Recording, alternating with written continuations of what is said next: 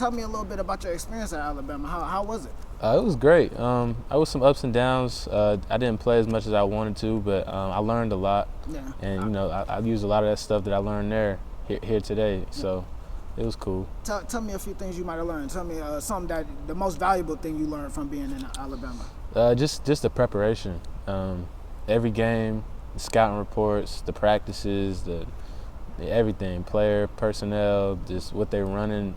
That was my biggest thing. In high school, we didn't really do a lot of that. It was kind of just going out there and best team win. But in the SEC, man, you playing against dudes that just as good as you every night. So you got to know what they're gonna do. Right. I know you said you didn't quite play as much as you quite wanted to while you were down there in Alabama. Your career high was 3 points. Coming from being this great scorer in Gwinnett County, how did that make you feel going to Alabama and only having 3 points as your career high? I mean, it was tough. Just being a scorer, that's kind of a natural thing that I've always done. I had to just kind of learn how to do other things out there. So whether it was defensively, trying to guard the best player, or offense, just trying to make the right reads, things like that.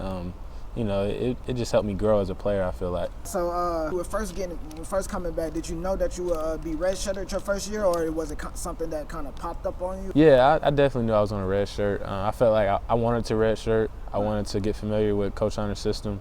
I wanted to be familiar with my teammates. I didn't want to just get thrown into the fire. I felt like that's kind of what happened at Alabama. So I just wanted to be prepared all the way. So I was prepared to redshirt. I haven't been on the floor since the SEC tournament, so 2015. So I'm ready to go.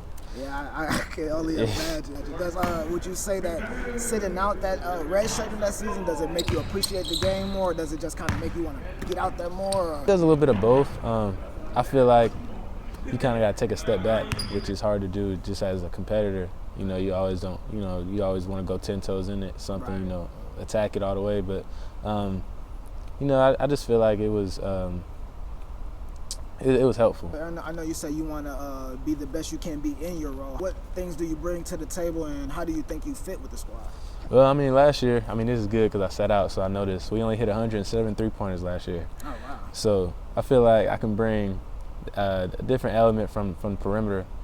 As far as scoring, shooting the 3-ball, I think I can bring that. Do you think your game has taken a step back at all, or do you think you can still perform at that superstar level that you were at Collins Hill? Yeah, I definitely do. If that's what my role is going to be, that's what I'll be, and I'll gladly take that. Yeah, I'd like to thank you for taking the time to Appreciate do this interview with me, man. And I'm looking forward to the season. I'm rooting for you guys. Hoping you guys get back to that Sunbelt. Appreciate it, bro. Appreciate it. Thank you again, guys, for joining us. I'm Justin DeWitt with Primetime Sports. Stay tuned.